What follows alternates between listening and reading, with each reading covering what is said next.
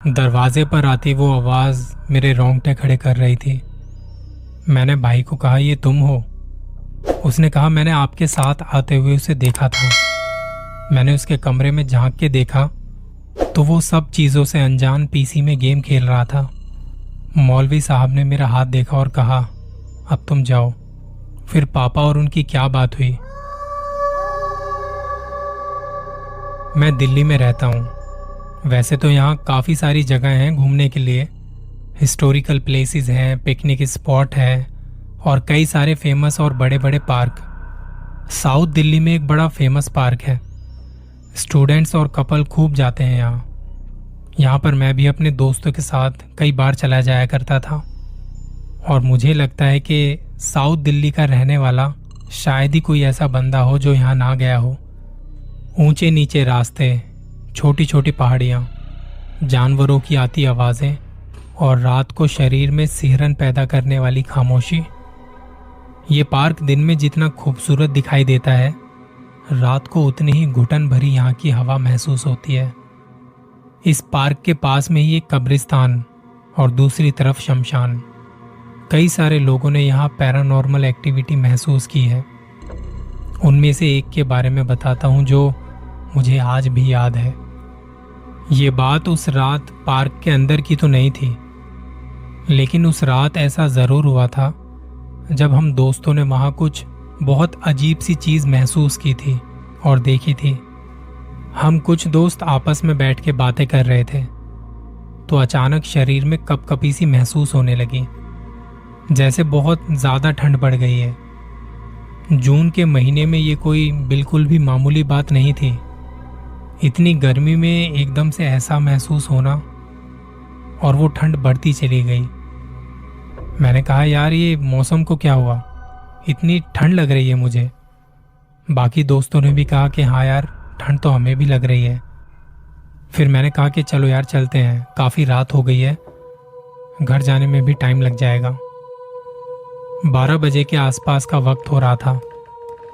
अब जब हम उस जगह से उठे और हमें 2 मिनट भी नहीं हुए होंगे कि गेट तक जाते जाते फिर से गर्मी लगने लगती।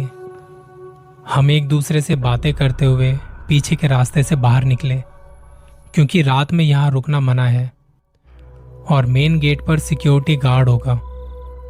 पीछे के रास्ते से बाहर आके हमने बाइक स्टार्ट की और थोड़ी दूर तक तो एक साथ गए। फिर उसके बाद सब अपने अपने घरों के लिए हो लिए। रास्ता तो सही से गुजर गया और मैं घर भी पहुंच गया। चाबी तो मेरे पास होती थी, लेकिन छिपते हुए बिना आवाज किए अपने कमरे तक जाना भी कोई मामूली बात नहीं थी।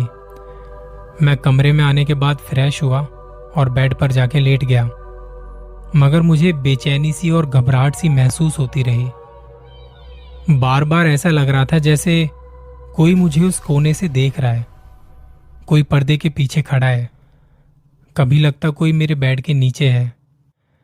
मैं जब वॉशरूम में था तब भी मुझे 2-4 बार ऐसा लगा जैसे कमरे में कोई आया है, लेकिन जब मैं वॉशरूम से बाहर आया तो कोई नहीं था।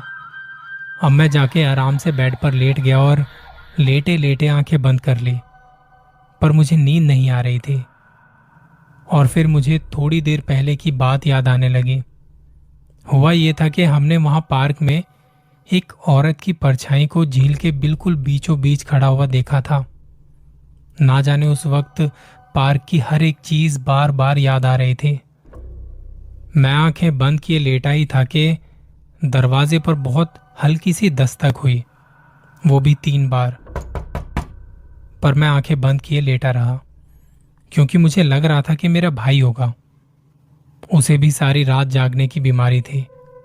जब भी उसे मेरे पास रात को आने का मौका मिलता तो वो मुझे पूरे दिन की कहानियां सुनाने आ जाता।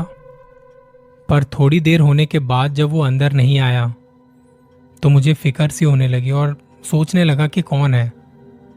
और इतने में फिर से दस्तक हुई।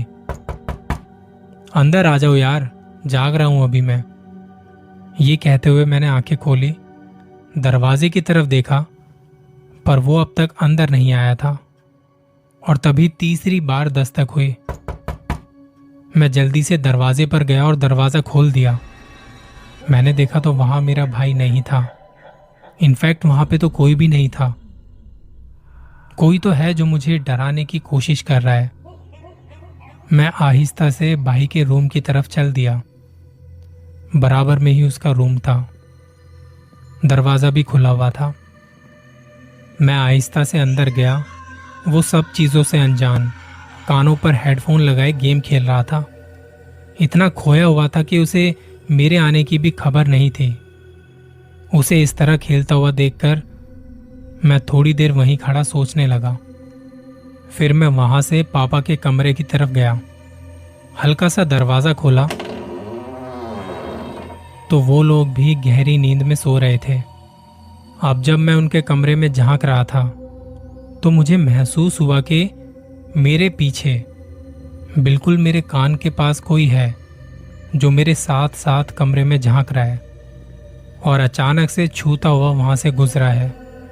मैं जानता था कि मेरे पीछे कोई नहीं था, पर उस बात को मैं आज भी याद करता हूँ और झुठला नहीं सकता कि कोई मुझे महसूस नहीं हुआ था वहां। उस वक्त मैं मुड़ते ही अपने कमरे की तरफ भागा। कमरे में आते ही दरवाज़ा बंद किया और बेड पर बैठ गया। आप यकीन कीजिए कि मैं बेड पर जाके बैठा ही हूँ कि दरवाजे पर फिर से 3 बार दस्तक हुई। बहुत हल्की सी दस्तक, हाँ, लेकिन मैं वो आवाज़ साफ सुन सकता था। उस वक्त मेरी हालत खराब होने लगी। मैंने मोबाइल उठाया और भाई को कॉल की। लगातार 3 बार उसको कॉल की तो अब की बार किसी ने दरवाजे का हैंडल पकड़ के जोर से दबाया और भाई की आवाज आई कि दरवाजा खोलो भाई। मैंने उसकी आवाज सुनी तब जाके दरवाजा खोला। उसे लगा था मैंने खाने को कुछ मंगवाया है तो उसे बुला रहा हूं। कमरे में आके इधर उधर देख के कहने लगा कि आपका दोस्त वॉशरूम में है क्या? मैंने कहा कौन दोस्त? भाई यार, जब आप अभी घर आए थे, अपने रूम में जा रहे थे, तब मैंने सीढ़ियों से ऊपर आते हुए तो देखा था आपके आगे आगे कोई चल रहा था। ओ भाई, मेरे साथ घर में कोई भी नहीं आया। मेरी वैसे ही हालत खराब हो रही है, तू मजे मत ले। भाई, मैं मजाक नहीं कर रहा हूं। आपके साथ सच में कोई था जो आपसे पहले आपके रूम के अंदर चला गया था। मैंने खुद देखा था सीढ़ियों से चढ़ते हुए। जब मैंने आपको दोस्त के साथ देखा तो मैं अपने रूम में जाके गेम खेलने लगा। इसलिए तो आया नहीं मैं आपके पास। अभी जब आपने कॉल की है तो मैं ये सोच के आया हूं कि आपने खाने के लिए कुछ मंगाया होगा और मुझे बुला रहे हो आप। मैंने उससे कहा कि तू मेरे पास बैठ और मेरी बात ध्यान से सुन। पहली बात तो ये बता कि मेरे साथ कभी कोई आया है इस घर में? तो तू ही बता, आज कैसे कोई आ सकता है? मैं बिल्कुल अकेला आया हूं, लेकिन मुझे अब खुद कमरे के अंदर डर सा महसूस हो रहा है। और आज पार्क में भी बहुत अजीब सी बात हुई थी हमारे साथ। उसके बाद मैंने अब तक की उसे पूरी कहानी बताई कि उस पार्क में हमारे साथ क्या हुआ था और उसके बाद से मेरे साथ अजीब सी चीजें हो रही हैं। तो वो कहने लगा कि जब आप पहले भी वहां अजीब चीजें महसूस कर चुके हैं तो आपको वहां इतनी रात में जाना छोड़ देना चाहिए। अब ना जाने वो क्या चीज है जो वहां से यहां तक आपके पीछे पीछे आपके साथ घर तक आ गई है। हम दोनों बैठ के बातें कर ही रहे थे कि थोड़ी देर में पास के गुरुद्वारे से पाठ की आवाज आने लगी। सुबह के 4 बजने को थे। पूरी रात निकल गई और पता भी नहीं चला। टाइम देख के वो अपने कमरे में चला गया और मैं भी बेड पर लेट गया। खिड़की से रोशनी कमरे के अंदर आने लगी। बाहर से पक्षियों की आवाजें आने लगी तो डर थोड़ा कम सा होने लगा। लेकिन मैं उस रात सही से सो नहीं पाया था। बार बार आंख खुल रही थी। कमरे में किसी की मौजूदगी का एहसास मुझे लगातार हो रहा था। वो एहसास जैसे आप पर कोई नजर रख रहा है। कोई तो है जो आपको हर पल देख रहा है। कोई आपके आसपास घूम रहा है और जिसकी नजर बस आप पर है, सिर्फ आप पर। सुबह होने के बाद भी जब नींद नहीं आई तो चढ़ते सूरज के साथ मुझे घर में चहल पहल की आवाज सुनाई पड़ी। मतलब मम्मी पापा जाग गए हैं। मैं उठकर नीचे गया तो मम्मी कुछ बना रही थी। मैंने मम्मी को डरते डरते रात की सारी बात बताई और कहा कि पापा को कुछ मत बताना कि मैं रात को देर से घर आया था। तब मम्मी ने पापा को बात तो सारी वैसे ही बताई जैसा मैंने उन्हें बताया था, बस देर से आने का जिक्र नहीं था उसमें।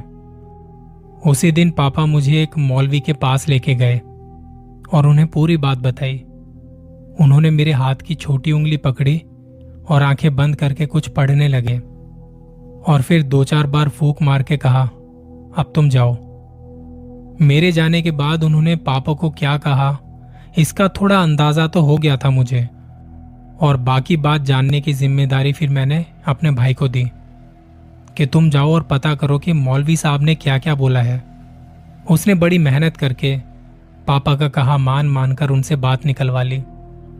तो उन मौलवी साहब का कहना था कि एक बुरी आत्मा उस पार्क से मेरे पीछे लग गई थी। वो एक लड़की की आत्मा थी जो इसे तंग करने के लिए इसके पीछे आ गई है, और जब ये इस जगह पर आया तो वो बाहर से ही वापस अपने ठिकाने पर चली गई है। अब इसको कुछ महसूस नहीं होगा, पर इसका असर थोड़े दिनों तक तो रहेगा और फिर खुद ही ठीक हो जाएगा। आप अगले 3 दिनों तक इसके साथ सोइए और मैं कुछ पढ़ के देता हूं। रात को सोने से पहले वो दरवाजे पर और बिस्तर के नीचे रख देना। अगले 3 दिनों तक आपको ये करना है। अगर वो आत्मा इसके पास वापस आई भी तो ये सब करने से वो इसके पास ज्यादा देर तक रुकेगी नहीं। भाई ने जो सारी बात बताई मुझे सच लगा। इसका अंदाजा मुझे इस तरह से हुआ कि पापा मेरे साथ 3 दिनों तक मेरे रूम में सोए। वो पढ़ने वाली चीज तो खैर मैंने उन्हें रखते हुए देखा नहीं, लेकिन सच में डर का एहसास कम होता गया और कुछ ही दिनों में फिर सब कुछ पहले जैसा हो गया। पर इतना सब होने के बाद भी हमने पार्क जाना नहीं छोड़ा, और फिर एक दिन पार्क में बनी छोटी छोटी पहाड़ियों पर कुछ और पैरानॉर्मल एक्सपीरियंस हुए, और वहां मैंने क्या देखा इसके बारे में फिर कभी और बात करेंगे। दुआओं में याद रखना।